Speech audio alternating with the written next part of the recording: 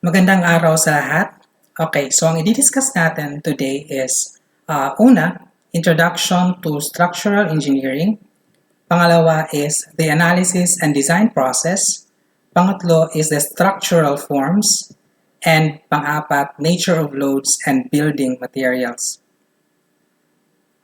So una nating i-discuss, itong mga topics na to ay para sa subject na structural theory. Ako nga pala si Engineer Marcelo T. Abrera Jr. Ako yung magtuturo sa mga topics na to. Okay, so unang topic natin ay Introduction to Structural Engineering. Okay, so para mas maintindihan natin yung structural engineering or yung subject natin na structural theory, kailangan muna nating malaman yung definition ng structure. So ano ba yung structure? Structure, by definition sa mga books, it refers to a system of connected parts used to support a load. So again, it refers to a system of connected parts. So ibig sabihin, kung meron tayong mga parts, tapos kinonect natin sila, and then that system ay nag-support ng load, then matatawag na natin siyang structure. So yung mga important na mga examples ng structures ay yung building.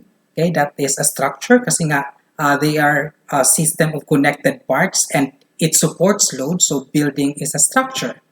Then another example is bridge. Of course, it supports a load and they are also a system of it is also a system of connected parts. Another example are tower, okay?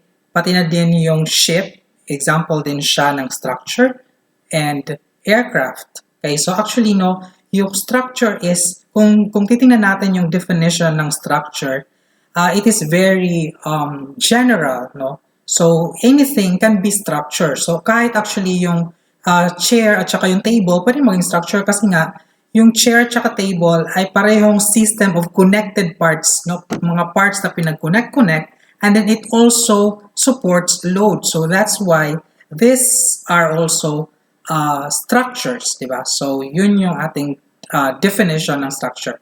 So when designing a structure to serve a specified function for public use, the engineer must account for its safety, aesthetics, and serviceability. Ano bang ibig sabihin ng safety? Pag sinabi natin safety, that means the structure must not, pag sinabi natin safety, the structure must resist the load. No? Hindi siya dapat magigiba, no? pag nilagay na natin yung load. Aesthetics, ibig sabihin, it should be, we should consider also the beauty, no, the art, the external, kumbaga yung panlabas na kaanyuan ng ating structure, ganon, aesthetics yun. And serviceability, ibig sabihin ng serviceability is that the structure must perform or must serve its intended purpose, okay, while taking into consideration economic and environmental constraints. So that is the definition nga ng structure. So ngayon, no, tapos na tayo mag-define ng structure, let's now define what is a structural engineering. No? Yung subject kasi natin ay structural theory. Okay, so ano ba yung structural engineering? Actually, yung structural theory is under siya sa mas malaking science which is called the structural engineering. Okay, so structural engineering is the science and art of planning, designing, and constructing safe and economical structures that will serve their intended purposes. So, ibig sabihin, yung mga subjects such as strength of materials, engineering mechanics, structural theory, structural designs, mga reinforced concrete design, steel design, timber design, they are all under sa isang buong science na structural engineering. Okay, so bigyan ko muna kayo ng historical background about structural engineering. Okay, so earlier engineering structures were designed by trial and error and by using rules of thumb based on past experiences. So ibig sabihin, di ba kasi noong mga unang panahon, wala pa naman sigurong civil engineering na course, di ba? Yung mga before pa pinanganak si Jesus Christ, di ba? Yung mga ganong ba na mga panahon. So, since wala pang civil engineering na course, of course, yung mga tao nung time na yon, kailangan nilang mag-construct ng kanilang matitirhan for shelter, di ba? And lalo na yung, for example, yung mga malaking tao, yung mga kings, mga queens, kailangan nilang mag-construct ng kanilang malaking palasyo, mga ganon, kanilang, kung ba, kingdom, ganon. So ibig sabihin, nag-i-exist na yung mga engineering structures before pa, kaya lang walang formal na study, no?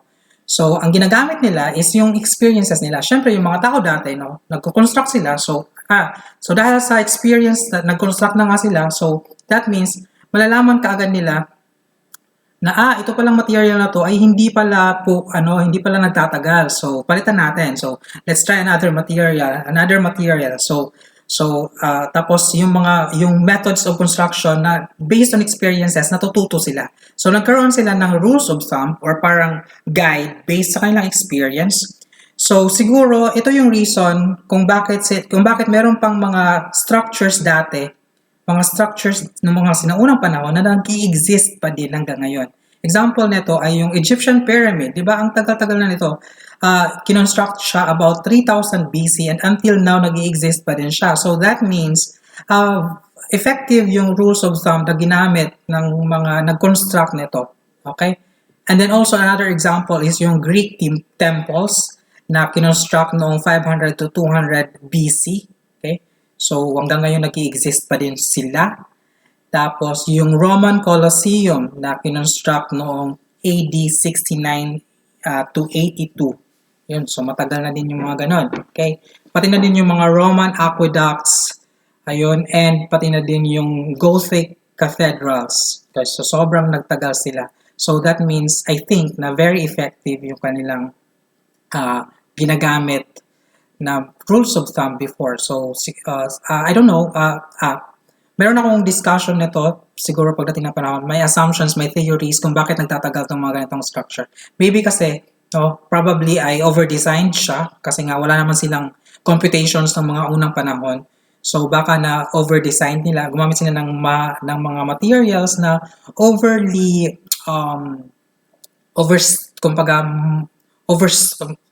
super strong, mga ganun ba? Okay, so actually nag-start lamang yung structural engineering nung dahil kay Galileo Galilei. So siya actually yung nagsimula ng structural engineering na subject. So kaya tayo may naaral na subject na structural engineering, structural theory, mga strength of materials, mga ganyan. Dahil kay Galileo. So si Galileo na lang yung sisihin nyo kung bakit tayo nag-aaral ng ganitong subject. Okay, so Galileo is considered to be the originator of the theory of structures. Okay, so nangyari yan, bakit siya tinawag na originator ng theory of structures? That is because noong 1638, naglabas siya ng libro. Okay, so itong libro na to, ang title nito is Two New Sciences. So actually, Italian yung libro. It was published nga on 1638. Tapos, noong 1730 ay nagkaroon siya ng English translation. So, ito na nga yung naging title nun. Mathematical Discourses Concerning Two New Sciences Relating to Mechanics and Local Motion. So, dito, present ni Galileo yung dalawang bagong sciences na sinasabi niya, which are the strength of materials and the kinematics. Okay, so of course, alam niyo yung strength of materials at saka kinematics because na-discuss na sila sa mga subjects. I-discuss siya sa civil engineering. May mga subjects sa civil engineering about strength of materials and kinematics. Okay, so ito yung dynamics. Yung kinematics is under siya sa dynamics. Okay. Okay, so after na kay Galileo, following Galileo's pioneering work, the knowledge of structural mechanics advanced at a rapid pace in the second half of the 17th century and into the 18th century. So yung mga notable investigators na nagmarka nga, yung mga investigators na nagmarka, that range of time, 17th hanggang 18th century, are sina Robert Hooke. Si Robert Hooke, siya yung nag-develop ng law of linear relationships between the force and deformation of materials. Ito yung tinatawag na Hooke's law. dinidiscuss ito sa strength of materials, di ba? So, Hooke's law. Okay. Tapos, si Sir Isaac Newton, no? Siya yung nag-formulate ng laws of motion and nag-develop ng calculus. So, actually, yung physics at saka yung calculus, ito yung pinaka-main na mga subjects or sciences na pinagbasehan nga ng structural engineering. So, ibig sabihin, may kasalanan din si Newton kung bakit tayo nag-aaral nito. Okay? So, yun, si John Bernoulli, he formulated, siya yung gumawa nga ng principle of virtual work na gamit sa structural theory. Aaralin natin siya sa subject na ito. And then, si Euler pala pagkaka-pronounce ito, Leonhard Euler, he developed the theory of buckling of columns. Okay, so, actually, itong topic na to, buckling of columns, ay mas maintindihan nyo siya sa design. Ganun. Sa design na subject. Another notable investigators are si Coulomb, C.A.D. Coulomb. He presented the analysis of bending of elastic beams. Aralin natin siya in the future. Navier, he published a treatise on elastic behavior of structures. Actually, itong treatise na pinablish nga ni Navier, ito yung kinakonsider natin na first textbook on the modern history of strength of materials. Okay? So, the development of structural mechanics continued at a tremendous pace throughout the rest of the 19th century into the first half of the 20th century, when most of the classical methods for the analysis of structures were developed. So, yung mga nagmarka naman na contributors na to ay sina Clapeyron. Si Clapeyron yung nag-formulate ng three-moment equation for the analysis of continuous beams. So, kaya nabuo yung three-moment equation method dahil kay Clapeyron. Yung three-moment equation method, ito yung isa sa mga favorite na mga methods para sa akin, no, na pwedeng magamit sa determinate and indeterminate na mga structures. So, maganda tong method na to. I think very useful yung three-moment equation method. So, yun. And another contributors sa time frame na to ay si Maxwell. Si Maxwell, he presented the method of consistent deformation and the law of reciprocal deflections. Si Otto Moore, he developed the conjugate beam method for calculation of deflections and Moore circles of stress and strain. So, aaralin din natin tong mga to, yung conjugate beam method. Isa to sa mga unang methods na aaralin natin. Okay, then, si Alberto Castellano, he formulated the theorem of least work. So, sikat tong si Castellano sa Castellanos theorem. Okay, so yun. Okay. Then, C.E. Green, he developed the moment area method. So, katulad ng parang may pagka-conjugate beam method din yung moment area method. Parang same lang sila. Okay. Then, the Mueller-Prislow, he presented the principle of constructing influence lines. Pag-uusapan din natin itong influence lines. Then, si Manny, he developed the slope deflection method. And that slope deflection method is considered to be precursor ng matrix stiffness method. Okay? Then si Hardy-Cross. Si Hardy-Cross yung pinakakilalang-kilala ng mga modern na mga engineers because he developed the moment distribution method noong 1924. Okay? Actually, nagmarka talaga itong moment distribution method. This method was widely used by structural engineers during the period from about 1930 to 1970. This method contributed significantly to understanding of the behavior of statically indeterminate frames. Many structures designed during that period, such as high-rise buildings, would not have been possible without the availability of the moment distribution method. So, kaya yung moment distribution, kung malilearn nyo naman tong moment distribution method, as in very effective siya. This is an iterative method ng pag-compute ng mga deflections, ng pag-compute ng mga reactions ng indeterminate structures. And very effective talaga yung method na to. And maganda siya, iterative method. So, pwedeng gamitin siya ng Excel. Kung marunong ka na, pwedeng kang gumawa ng program sa Excel nitong method na to.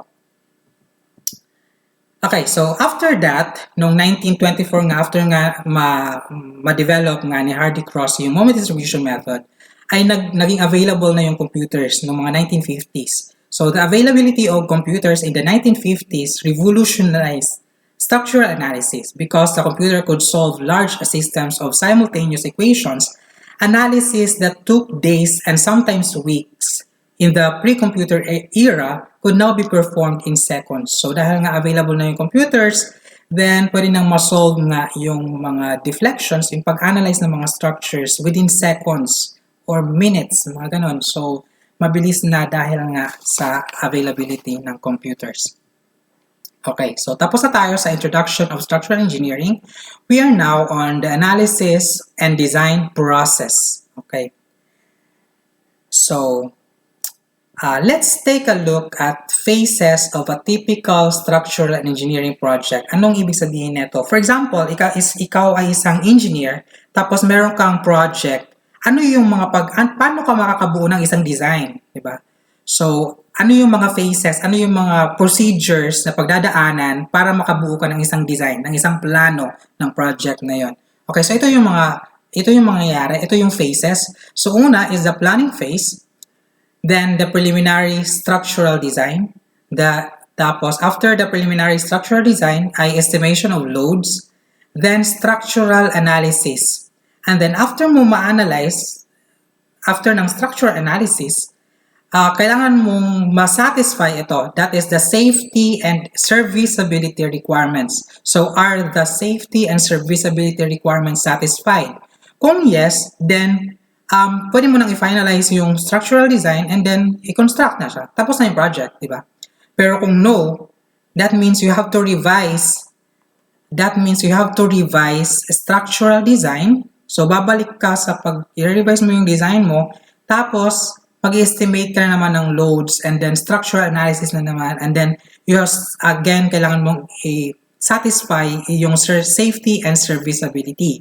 Pag yes na nga nangyari, then you finalize now the design and then construction phase. Pag no, balik ka na naman sa revision ng structural design, then estimation of loads, then structural analysis na naman, and then yun na naman, pabalik-balik lang siya hanggang sa masatisfy mo nga yung safety and serviceability requirements, yung mga ganon. Okay, so actually no, kapag magde-design ka, usually hindi ka talaga kaagad-agad hindi mo kaagad talaga masasatisfy yung safety at saka serviceability requirements. So pagpapaulit-ulit ka sa loop na to, no, hanggang sa masatisfy mo nga yung safety and serviceability requirements. Okay. So isa-isahin natin yung phases. Okay. Okay. So unahin natin yung planning phase, yung una. So ano ba yung nangyayari sa planning phase? Okay. So planning phase. Ito yung definition.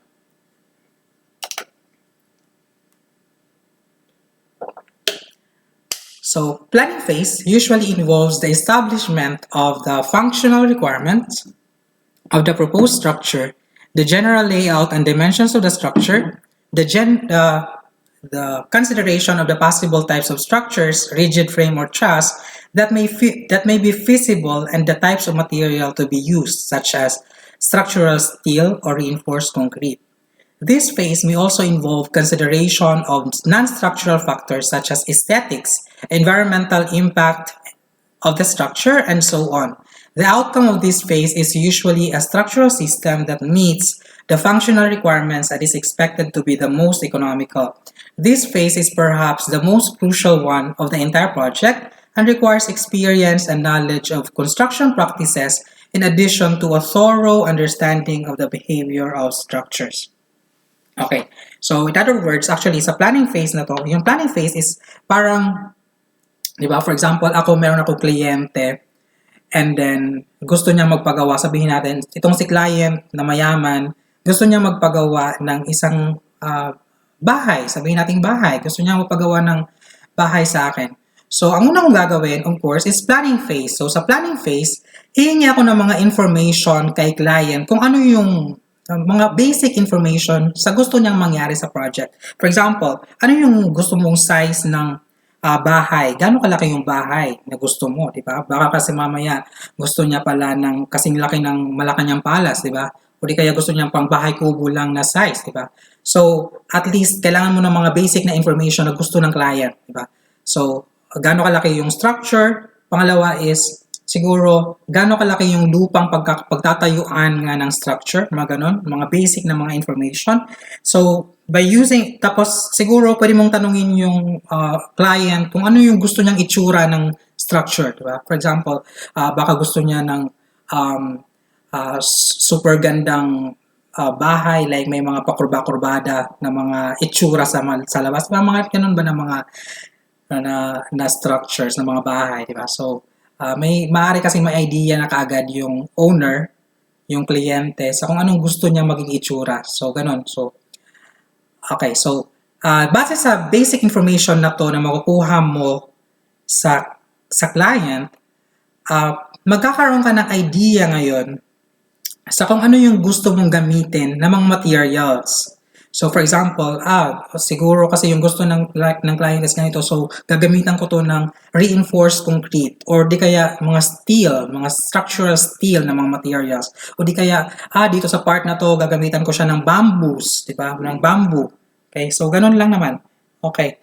So, dito sa planning phase is nagkakaroon ka ng idea. So, bale, ang mangyayari is gagamitin mo yung mga information na makukuha mo dito sa planning phase para sa preliminary structural design. Ito yung pangalawang phase ng ating process, that is preliminary structural design. So sa preliminary structural design, in this phase, the sizes of the various members of the structural system selected in the planning phase are estimated based on approximate analysis, past experience, and code requirements. The member sizes thus selected are used in the next phase to estimate the weight of the structure. So dito sa preliminary structural design, no, dito ay nagkakaroon ka ng idea or design, para tong rough design ba? Parang rough design na parang since nagkaroon ka ng basic information mula sa planning phase, then makakapag-decide ka na, gusto ko itong poste na to ganito kalaki.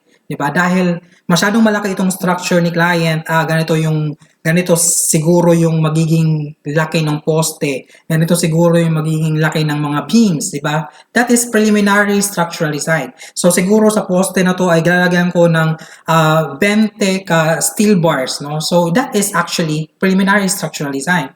So these are approximate na mga values, no? Kasi kailangan natin ng preliminary structural design para sa susunod na step, which is the estimation of loads. Kailangan kasi yung preliminary design, hindi ka makaka-estimate ng mga loads kung wala kang preliminary design. So, kumbaga prerequisite yun sa estimation of loads. Okay, so dito na tayo sa third, that is the estimation of loads. Okay. Yung estimation of loads, it involves determination of all the loads that can be expected to act on the structure. So, di ba nga kanina ay meron na tayo yung preliminary design, structural design. So, gagamitin natin yun, yung mga materials na nandun para sa pag-estimate ng loads. Usually, ang gamit nun is para sa dead loads. Yung mga weight ng mga materials mo ay gagamitin mo sa dead loads. Tapos, of course, magkakaroon ka din ng idea based sa existing na mga codes para sa ibang mga klaseng loads na gagamitin mo, like live loads, mga ganon, earthquake load, wind loads, mga ganon. So, ayun, so i-estimate natin yung loads base sa preliminary structural design. Then, next is structural analysis. So, dito sa structural analysis, the values of the loads are used, yung na-estimate natin na loads galing sa past procedure na estimation of loads, ay gagamitin natin yung mga values na yun to carry out an analysis of the structure in order to determine the stresses or stress resultants in the members and the deflections at various points of the structure. So dito sa structure analysis ay nagko-compute tayo ng mga stresses sa mga members, pati na din yung mga deflections, yung mga deformations. Okay, so ang gamit nito is para malaman natin, kung masyadong malaki yung deflection, hindi pala tama yung ating preliminary structural design, di ba? So kasi hindi yun masasatisfy yung safety. So ganun ba? So yun yung gamit ng structural analysis para magkaroon ka ng idea kung tama nga yung naging preliminary structural design. So, ganun yun. Okay. Next is, kailangan nating masatisfy. Sabi ko nga, after ng structural analysis, we have to consider the safety and serviceability. So, i-check natin siya. So, ang tawag natin dito is safety and serviceability checks.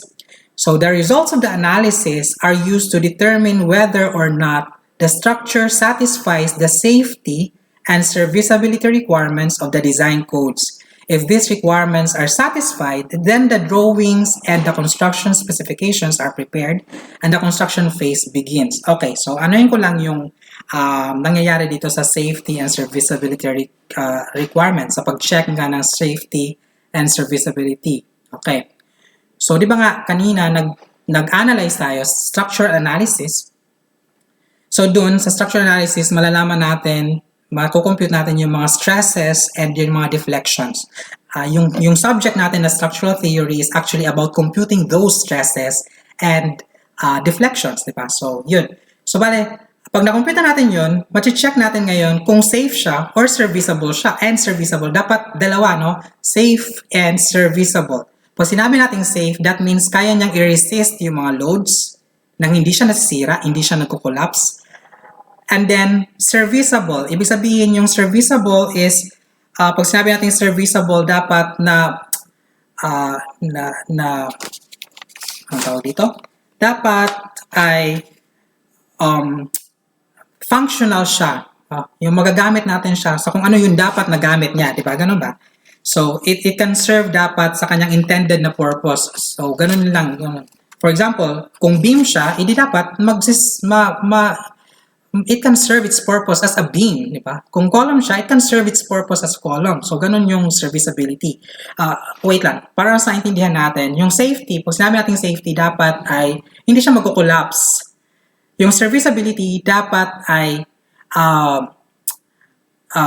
for example, hindi siya magkakaroon ng maraming cracks during the application of load kasi hindi na yun, kung marami na siyang cracks, parang delikado na siya sa paningin mo, then hindi na yun makakonsider na serviceable, di ba? Kasi hindi na niya hindi na niya nga masiserve yung kanyang intended na purpose. So, hindi na yun serviceable. O di kaya, maaaring, for example, ay masyadong malaki yung deflection. So, pag masyadong malaki yung deflection, hindi na yun serviceable, di ba? Kasi, di ba, kung ikaw ba naman yung nakatira sa bahay na kinonstruct ng project, for example, tapos na yung project, tapos nakatira ka dito, tapos sabihin natin ito yung beam, and then yung beam nga is may malaking deflection. So, of course, hindi ka na matutulog dun sa bahay kasi nga, hindi na yun serviceable. Hindi na niya na-serve yung kanyang intended na purpose. So, ganun ba? So, okay, so that's the safety and serviceability checks. So, ayun. So, again, kapag ka na-satisfy natin yung safety and serviceability, then pwede nang i-kompleto nga, i-finalize yung design, and then gumawa nga ng specifications, construction specifications. Then pwede na mag-start yung construction phase. Pero pag hindi natin na-satisfy yung safety and serviceability requirement, then dito na kailangan nating i-revise nga yung structural design. So, revision ng structural design. So, if the code requirements are not satisfied, then the member sizes are revised. So, kailangan natin ulitin yung mga preliminary structural, di ba yung kanina preliminary structural design ay gumawa tayo ng mga sizes ng mga poste, sizes ng beams, di ba ganon. So, kailangan natin siyang i-revise and then bumalik sa estimation ng loads. Balik na naman sa estimation ng loads, then balik na naman sa structural analysis, and then check again the safety and serviceability requirements. So, ganun lang din. So, phases 3 through 5 are repeated until all the safety and serviceability requirements are satisfied. Okay? So, yun yung analysis and design process. So, based sa process na yun, sa phases na na-discuss natin, we can now define ano yung structural design at ano yung structural analysis. Yung subject natin is structural theory, which is parang structural analysis yun, structural analysis. Okay? So, structural design, we can now define it as the process of determining the elements of a structure, such as the size of columns, size of beams, their reinforcement or foundation elements by methodical computation. So usually sa structural design, meron tayong computation para ma-determine natin yung mga sizes. Pero syempre, pag preliminary, konting computation lamang yon, no? Pero pag pinaulit-ulit mo na nga, di ba nga, may revision man ng structural design. So, pag mga revision ka na, meron ka ng methodical computation na gagamitin, no? Hanggang sa masatisfy mo nga yung safety and serviceability requirement. Okay, sa structural analysis, that is a process of determining whether the design made can resist to actual loads. In other words, structural analysis is to evaluate the performance of the structure. So sabi nga natin kanina, yung structural analysis is dito kinukompute natin yung stresses at saka mga deflections. So, ibig sabihin, no, para lang mas maintindihan natin yung difference ng structural design at saka ng structural analysis, yung structural design is ginagawa natin yung structural design kapag wala pa tayong mga sizes ng columns, sizes ng beams, wala pang design, wala pang mga sizes, kumbaga wala pang structural design, di ba? Ganun. Kaya natin ginagawa yung structural design kasi wala pang design, di ba? Pero yung structural analysis, makagawa lang tayo ng structural analysis kapag meron ng design, no? Kasi ano yung i-analyze natin kung walang design, di ba? So, yung design is kapag wala pang design, gagawin natin yung structural design kung wala pang design. Yung structural analysis is gagawin natin kung meron ng design. Ganon. Kasi yung i-analyze natin is yung design na mismo yung i-analyze. Okay? So, yun. Okay, so tapos na tayo ng the analysis and design process. So, we are now on the structural forms. Structural forms. So, dito tayo. Sa structural forms, dalawa yung i-discuss natin. Una is the structural elements. Pangalawa are the types of structures. Okay, so unahin muna natin yung structural elements. So, these are structural elements. Some of the most common structural elements from which structures are composed are the tie rods. So, yung mga structural elements na pag-uusapan natin are tie rods, beams, at saka yung columns. So, tatlo lang naman to. Okay, so para lang maintindihan natin yung structural elements. Yung structural elements, di ba nga sabi natin kanina, yung structure is a system of connected parts. Sabi natin kanina, structure is a system of connected parts. So, yung mga parts na tinutukoy natin doon, ito yung mga structural elements, di ba? Parang, kumbaga, isang buong structure to, isang buong structure, yung mga parts ng structure, yun na yung structural element. So, so yung mga pag-uusapan nga natin dito ng mga structural elements are tie rods, beams, at saka columns. So, unahin muna natin yung tie rods. So, of course, you are familiar of tie rods. Ginagamit natin to sa construction. Usually, mga bars ito, mga steel, di ba? Okay. So, structural members subjected to a tensile force are often referred to as tie rods or bracing struts. So, again, tie rods are subjected to tensile forces. Walang tie rods na subjected to compression kasi yung purpose ng tie rods is to resist tensile forces. Okay, so due to the nature of these loads, these members are rather slender. Ibig sabihin, payat itong mga members na ito. Payat, slender. And are often chosen from rods, bars, angles, or channels. So, ibig sabihin, yung ating typical cross-sections na ginagamit para sa tie rods are circular, yung rod, bar, yung steel bar na medyo pahaba, no?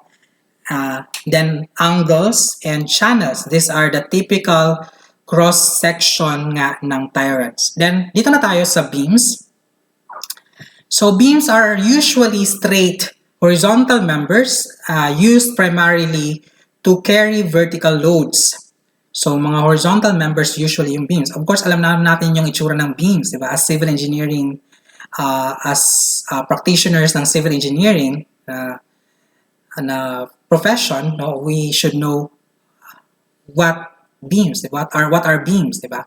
So, beams are members designed to resist bending moments. So, yung beams are usually, yung purpose nito is para makaresist nga ng mga bending moments. They are often fixed or pin-supported and can be in the form of a steel plate girder, reinforced concrete, or laminated wood.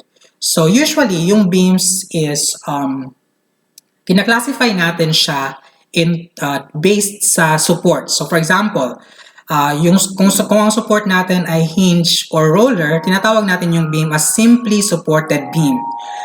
Kung yung isang support natin sa isang end is fixed tapos free lamang sa kabilang side, sa kabilang end, then ang tawag natin doon is cantilevered beam.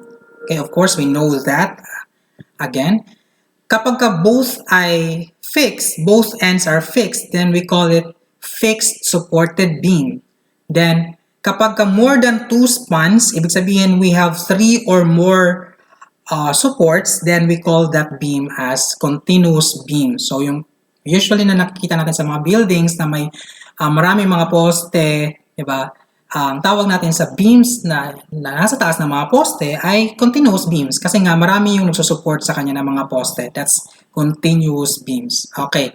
So, meron tayong tinatawag na tapered or hunched beam. Ano ba yung tapered or hunched beam? Yung tapered or hunched beams are beams with varying cross-section. Ibig sabihin, yung cross-section niya is hindi constant. Katulad nito, no? Maliit yung cross-section niya sa dulo, tapos palaki ng palaki. Or di kaya malaki muna, paliit ng paliit. So that is tapered beam. So sa actual, ganito yung usually, for example, sa steel, di ba? Ganitong ganitong beam yun. Yung nag-change ng size, or nag-change ng cross-section. Yes, that is tapered or hunched beam. Okay. Tapos meron din tayong tinatawag na built-up beam. So, sinasabi natin na built-up beam, ang isang beam if the beams are constructed from multiple elements. Example, meron tayong timber beam, ito yun, kahoy, okay? So, ang tawag natin dito, kung isa lang siya na element, edi beam lang siya, di ba? Pero kung for example, maraming ganito na pinagdikit-dikit natin, then ang tawag na natin doon is built-up beam. So, that is constructed from multiple elements. So, built-up beam na ang tawag kapag meron pang mga ibang elements na sinama natin para lumaki nga yung ating beam, di ba? So usually ginagawa natin yung built-up beam para lumaki yung kanyang cross-section kasi pag malaki na yung cross-section ng beam ay nagiging mas resistant siya sa bending moments, di ba? So another example is ganito ba? Yan. So tawag natin dyan is a built-up beam. So kumbaga may mga dinagdag tayo ng mga elements sa cross-section. Okay, that's built-up. So dito na tayo sa columns. Columns are members that resist axial compressive force. Okay, so of course we know what columns are, di ba? So usually columns are resistant to axial compression. Okay? Pero meron din namang mga columns that resist bending, both compression force and bending. So ang tawag natin doon ay beam column. So for example, ganito yung ating load sa column. Meron tayong compression at saka meron tayong moment na nag-react na doon sa ating column so that means ang tawag natin doon is beam column. Okay, so tubes and wide flange cross sections are often used for metal columns, and circular and square cross sections with reinforcing rods are used for those made of concrete. Okay, so tapos na tayo sa structural elements. Dito na tayo ngayon sa types of structures. So, ang types of structures na pag-uusapan natin are the combination of structural elements and the materials from which they are composed is referred to as a structural system. Each system is constructed by one or more of 4 basic types of structures ranked in order of complexity of their force analysis. So, bale, itong mga types of structures na pag-uusapan natin, 4 lang ito, no? Una natin pag-usapan is yung pinakamadali i-analyze, then yung hanggang sa pinakamahirap. Yung pinakamadali ay yung mga trusses, then cables and arches, then frames, and then surface structures. Okay, so unahin muna natin yung trusses. So, when the span of a structure is required to be large and its depth is not an important criterion for design, as a truss may be selected. Trusses consist of slender elements usually arranged in a triangular fashion. So again, no, ulitin lang natin, no, yung trusses is ginagamit natin, usually ginagamit natin yung mga trusses kapag yung pagkukonektan natin, for example, ay masyadong malayo or yung span is masyadong malaki, di ba? So kung masyadong malaki yung span, you can use trusses.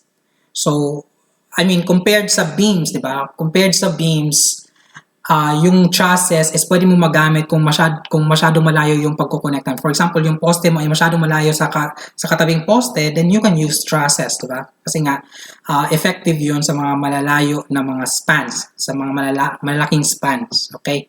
Most often, it is economically feasible to use a truss to cover spans ranging from 30 feet, that is 9 meters, to 400 feet, which is 122 meters, although trusses have been used on occasion for spans of greater lengths. Meron tayong dalawang klase ng trusses.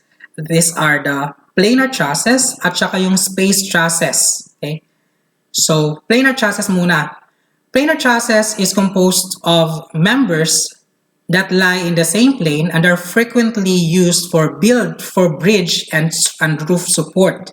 So, pag sinabi natin planar, ang ibig sabihin nun, planar trusses, ang ibig sabihin nun is two-dimensional yung ating truss. That means, yung mga members ay naglalay lamang sa isang plane. Parang katulad nitong truss na to. Okay? So, pag in-apply na natin siya sa ating building, ganito siya, di ba? That means, yung ating truss, again, yung planar trusses is two-dimensional. Okay? So, ganun lang. Planar, kaya siya tinawag na planar kasi yung ating mga members ay naglalay sa isang plane. Ganon. Okay? Then, meron tayong tinatawag na space trusses. So, based sa kanyang word na space, of course, meron na kayong idea kung ano yung space trusses. The space trusses have members extending in 3 dimensions and are suitable for derricks and towers. Okay? So, of course, we can imagine that space trusses, again, it extends. Yung mga members niya ay nag-extends in 3 dimensions. Ayun. So, usually, pag in-apply natin siya sa ating structure, parang medyo komplikado yung kanyang itsura. So, and usually, kapag nag-analyze tayo ng space trusses, medyo mahirap talaga siya. No? Pero ito talaga yung usual na nangyayari sa actual, yung space trusses. Yung usual na ginagamit natin sa actual. Okay. So, tapos na tayo sa trusses. Dito na tayo ngayon sa cables and arches. So, unahin muna natin. Okay, so there are 2 other forms of structures used to span long distances. So, ito nga yung cable and yung arch. Okay, so cable muna, cables. Cables are usually flexible and carry their loads in tension. These are commonly used to support bridges and building roofs. When used for these purposes, the cable has an advantage over the beam and the truss, especially for spans that are greater than 150 feet or 46 meters.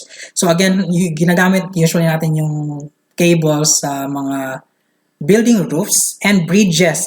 In fact, meron tayong mga cable bridges dito sa Pilipinas. Ito yung Marcelo Fernan Bridge sa Cebu. I think nakita nyo na to yung mga taga Cebu dyan. So, ang tawag natin dito is stayed cable bridge or cable stayed bridge, parang ganon. So, ganyan yung itsura ng Marcelo Fernan Bridge. Okay. Then, meron din tayong Magapit Suspension Bridge. Ito yung makikita sa Cagayan. Okay. So, this is a cable bridge. Okay. Then, arches. Arches achieve its strength in compression since it has reverse curvature to that of the cable. So, these are frequently used in bridge structures pa din. So, ginagamit pa rin ito sa mga bridges, sa dome roofs, and for openings in masonry walls. So, examples dito sa Pilipinas ay meron tayong meron tayong San Juanico Bridge. Ito yung truss arch bridge, truss arch. Kasi nga, these are composed, yung arch dito is composed of mga members ng trusses. Ganon. So, truss arch siya. And then, meron tayong Malagunlong Bridge sa Tayabas, Quezon. Okay? So, these are actually arch bridge. No? So, stone arch ang tawag dito. Stone arch. Okay? Then, tapos na tayo sa cables and arches. So, we are now on the frames. Frames. So frames are often used in buildings and are composed of beams and columns that are either pinned or fixed connected. Like chassis, frames extend in 2 or 3 dimensions. The loading on a frame causes bending of its members, and if it has rigid joint connections, this structure is generally indeterminate from a standpoint of analysis. The strength of such a frame is derived from the moment interactions between the beams and the columns at the rigid joints. So examples, of course, ito yung itsura ng mga frames. I know nakakita na kayo ng mga ganyan. Kahit dito sa VS, kahit sa mga campuses, di ba may mga ganyan na mga structures. So, common yun. Sa mga buildings, may mga frames naman tayo sa buildings, di ba? So, yung frame is actually parang ano lang siya, combination siya ng columns, beams, mga ganon. Frame na yon, matatawag lang. Basta may portal, may butas, then frame na ang tawag natin doon. Okay? Then, last is the surface structures. So, sa surface structures are made from a material having a very small thickness compared to its other dimensions. Sometimes, this material is very flexible and can take the form of a tent or air-inflated structure. In both cases, the material acts as a membrane that is subjected to pure tension. Okay, so example na lang tayo, no? Basahin nyo na lang yan. Okay? So, yung pinaka-sikat na surface structure, I think, yung pinaka-alam ko lang, no, is yung Georgia Dome, yung roof ng Georgia Dome. That is a surface structure. So, yun. So, that is an example of surface structure. So, usually, mahirap i-analyze yung surface structure kasi nga, yung mga, these are, di ba sabi dito, okay,